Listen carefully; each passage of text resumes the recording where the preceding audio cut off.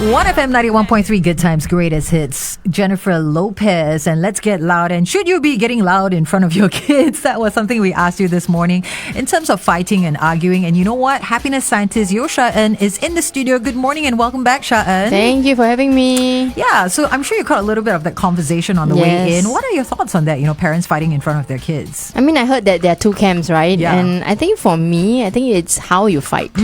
Often we think of fighting always as like really loud, shouting, but then, you know, I think it's okay to disagree and even have different views on certain things. I mean, two people coming together, you can't exactly be completely aligned. Yeah. And so if you are fighting about something that, you know, I think it's important to show both perspectives, then perhaps it's alright. But if really, I think if it's very bitter, resentful, and saying all kinds of horrible words, maybe it's best not to do it in front of the kids. Yeah. At least that's what I try to practice. Yeah. But even then, I mean, you know, some people chimed in and said, you can't help it. You try as much, but then there will be moments where you just can't help it because you're so heated up. It's true. It's a topic that's quite triggering or something like that. Yeah, but you know, I grew up and my parents were fighting all the time, and it was quite painful as a child because when you're small, you don't quite understand. You think that you are the one who caused them to fight. At least that was what I thought.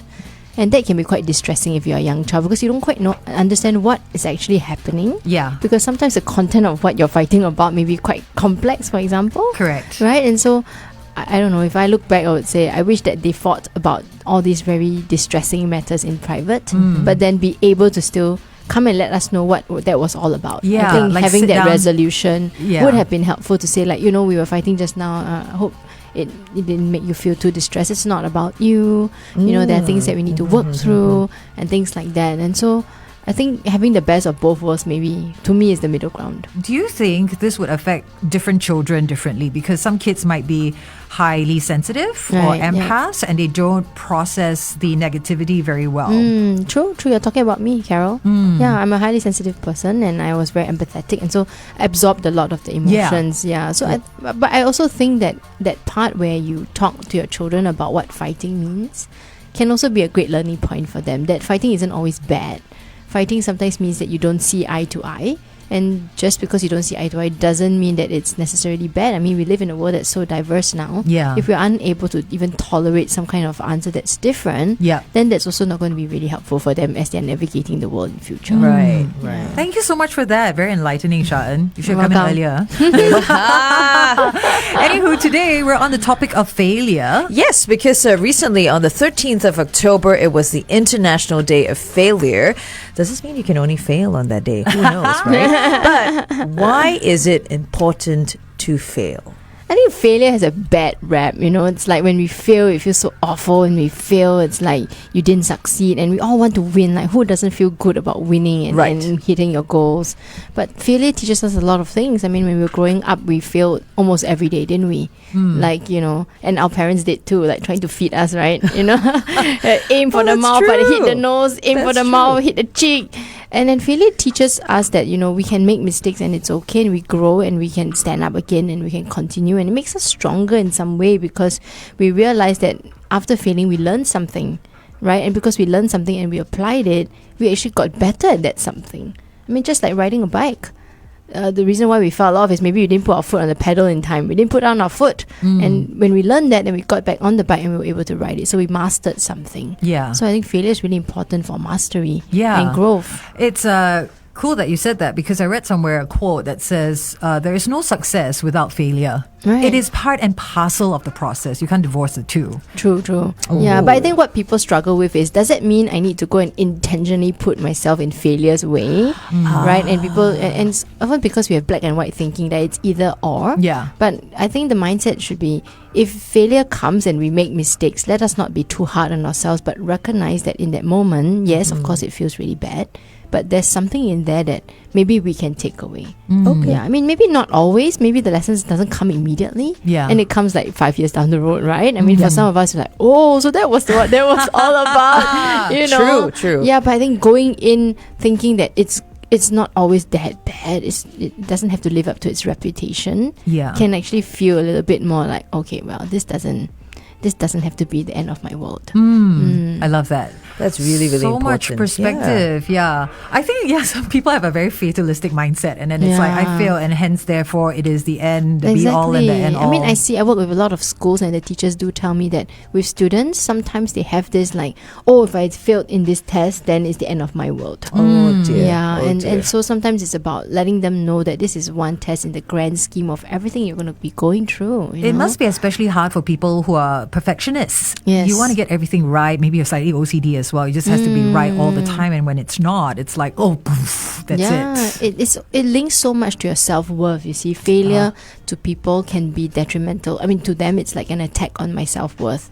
If I failed, it means that I am not good enough. But actually, if you failed, it's because could be so many reasons. Yeah. The task could be just way beyond your It was capability. raining, Yeah. I mean, there's so many reasons, right? Yeah. Love it. Hey, join us on Facebook Live. We're having a chat with our happiness scientist, Yeo Sha-En, on the topic of failure. If you got any questions, do drop them in the comments section. Okay, it's facebook.com/913 or WhatsApp us as well, 88550913. Back with more of Sha-En in just a bit.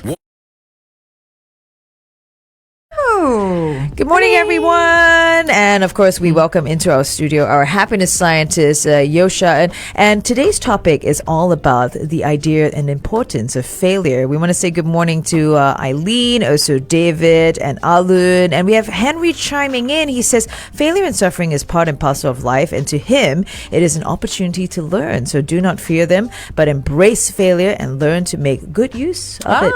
Very wise words there. Yes, absolutely.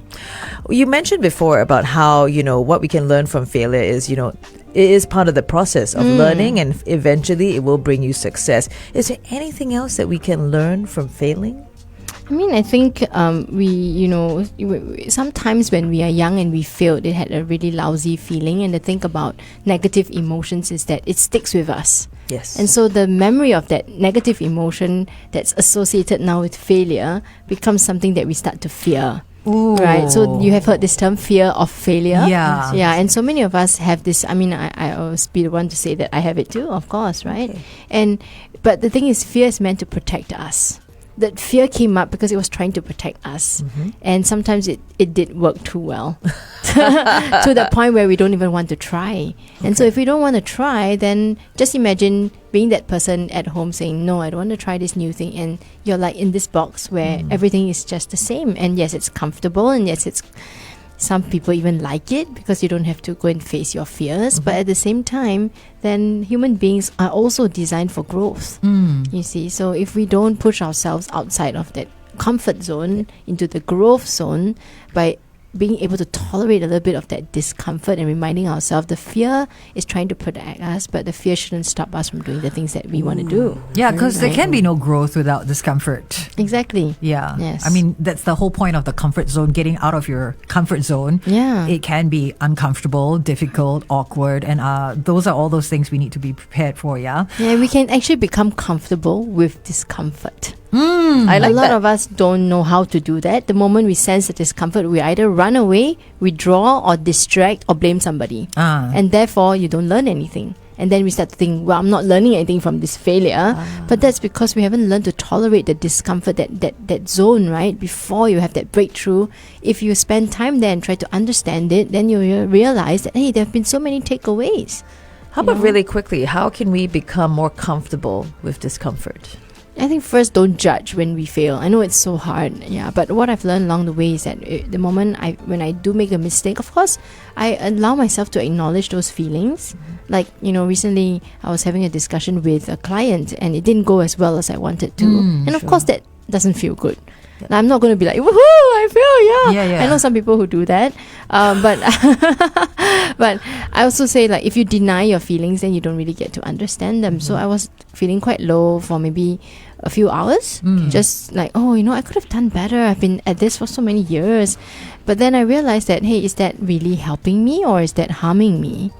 But I then looked at it a little bit more objectively after having that space to be present with it and realize that, there was one step that I had always taken when having a client conversation, and this time I didn't. And so it wasn't that it was that bad. It was just that, I didn't follow my SOP, all right, my steps. And so that's why, you see, if we are able to be okay with the discomfort, then we can look back a lot more objectively and realize it may not just be our personality defect. It's that there was something in the process that we didn't do, or maybe it was just the client was a difficult client. Sometimes it happens. True. Right? All right, we're going to continue this discussion on air with our listeners as well. Fascinating topic. Who knew?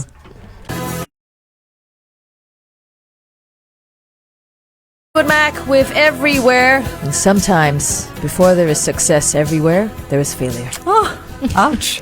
It's a very difficult thing to come to terms with, actually. Good morning. We're chatting with Yeo Sha-En, our happiness scientist. Comes in every other Monday to talk about very salient topics, in terms of like growing in our personal development, professional development. Thank you so much, Sha-En, for being here. So on today's topic of failure, Alun is asking, how can we keep it away when the memory of the failure occurs every night before sleeping? Oh, wow. Wow, that, first of all, I'll say that must be really difficult to experience. But the thought of keeping it away can sometimes be counter to your growth and learning. You see, when we keep it away, we don't learn to understand it. And if we don't learn to understand it, it's going to keep coming back because it is stored somewhere, either in your memory, in your mental state, or even sometimes in your body. Yeah. Sometimes we talk about failure as this sinking feeling. Where do you feel it? Sometimes right at the bottom of our gut, or it feels like we've been punched. So the reason why it comes back is that sometimes emotions and memories are stored in our body and not just our mental state. Right. Yeah, so what you can do is to lean in gently. I would say be gentle and kind with yourself. And you can bring the memory back and just say, what was that all about? What was that emotion trying to tell me? And of course, if it gets overwhelming, I would suggest maybe something that, if it's recurring every night, to process with a therapist or a counselor who can really hold that space for you. But sometimes when I have like anxiety, for example, I would pause and ask myself, well, where is that coming from? Where do I feel it right now? What is it reminding me of? Gentle questions like that, just to explore. It doesn't mean you have to go back 30 years and unearth all the triggers. And it could have been 30 years ago where it started. Sure. But we're not always conscious about it. Yeah, but in those moments, that's what you can do. Take a deep breath and remind yourself. Sometimes I tell myself, may I be well?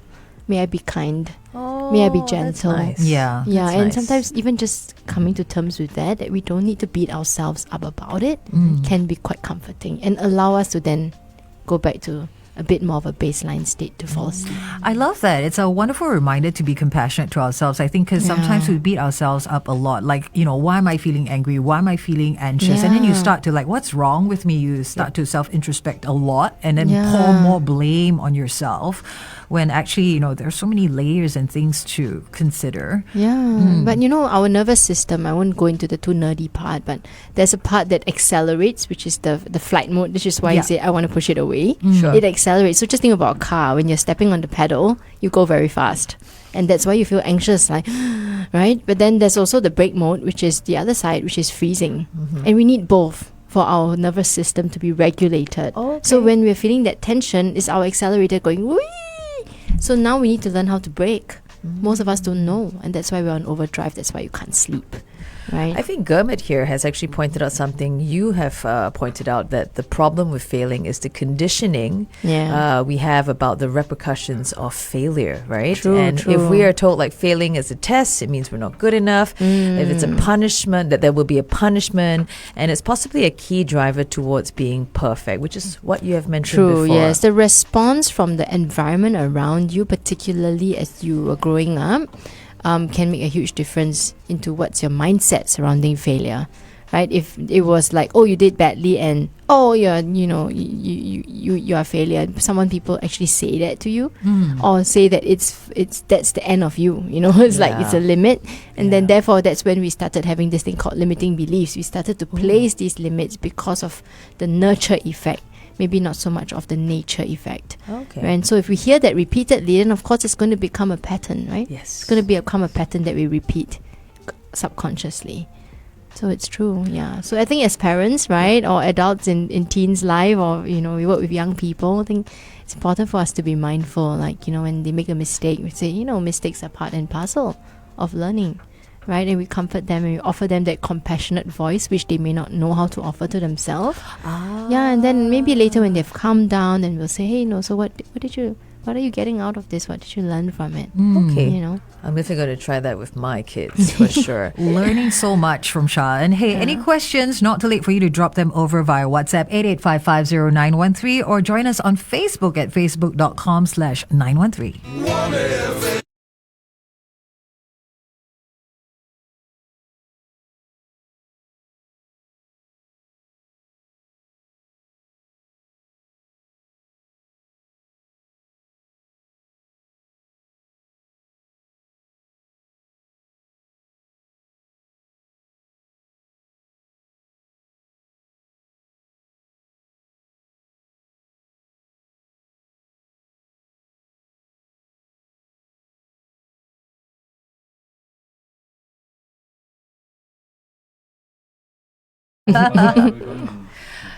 Are we still on? Yeah. Hey everyone, we just want to share this one from Eileen. She says that failure means you tried something new, which is different from your normal routine. Hence, you learn the lesson from that and you move forward. Just ensure you don't keep making the same mistakes again. And even when you do that, you're trying to improve more. Very wise words there. Thank you, Eileen, for that. Yeah. Alrighty. Thanks, Sha-En.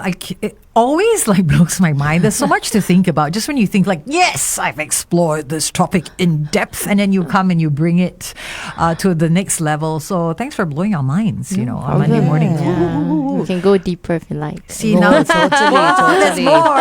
You mean we're just scraping the surface? Actually, we're going to go on air and wrap up really quick. I think you're going to share with us surprising facts about failure that we should know about. Yeah. And maybe just 3 things on how people can, face their failure or overcome failure when they're confronted with it. All right, here we go. Com.sg today. Protect.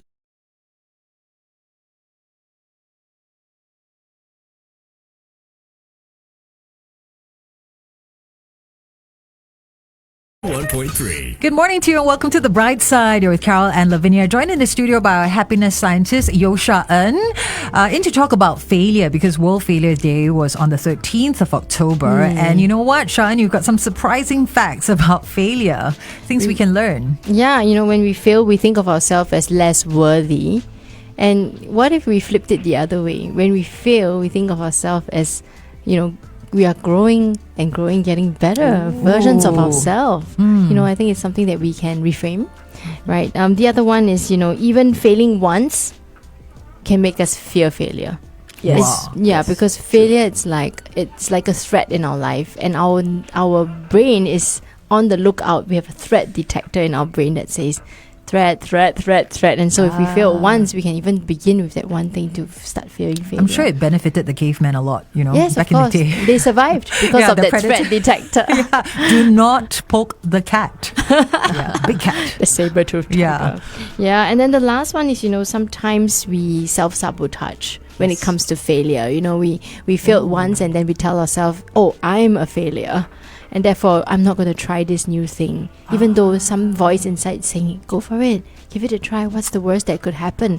But then we believe the worst has already happened. Okay. And this is a thought called catastrophizing thoughts, meaning that we start to think only of the worst case scenario without realizing that there could be best case scenarios. Yeah, right? so true. Like going for an interview, we think I'm not going to get the job. Then imagine if you're going into that mindset, then it's going to be a self-fulfilling prophecy because you already thought you're going to fail anyway. You bring up a good point because we personalize that failure. It becomes very me-focused. Right? Rather than what I did was a mistake. And that's objective, being it more objective outside of yourself. Yeah. But when you think of what could be the best case scenarios, and I do this with my participants and they laugh like crazy because say go for the job interview and someone offers you the CEO position and then we all laugh, right? But then it makes them realize that, hey, the odds of either one happening are actually almost the same. Yeah. But why do we only focus on the stuff that's negative? You see, and then we have a more balanced view after One thing that also gave me perspective was you're not having a bad life, you're having a bad day.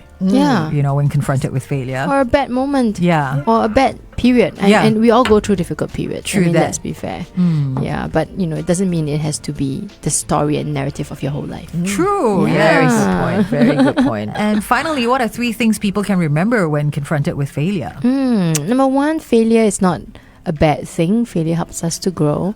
when we are confronted with failure, take a deep breath and just be kind and gentle to yourself, because every single one of us fails. I know I do every single day.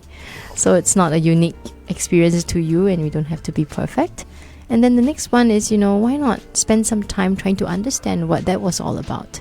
Where did that come from? And maybe you'll realize it's not just about you.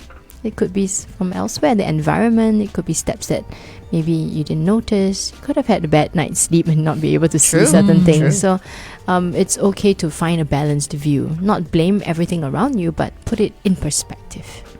Oh, Yeah. that's really, really amazing. Thank you so much for sharing You're all that and welcome. summarizing it so well. Sha-En has opened her heart. Thank you for doing that. And now we're going to have Madonna open her heart. Thanks, You're on the bright Sha-En. side. Find Thanks, out Sha-En. more about her at happinessscientist.com. Have a great week, Sha-En. We'll chat to you again Yes, soon. have a great week, everyone. Good times. Greatest hits. 1FM 91.3.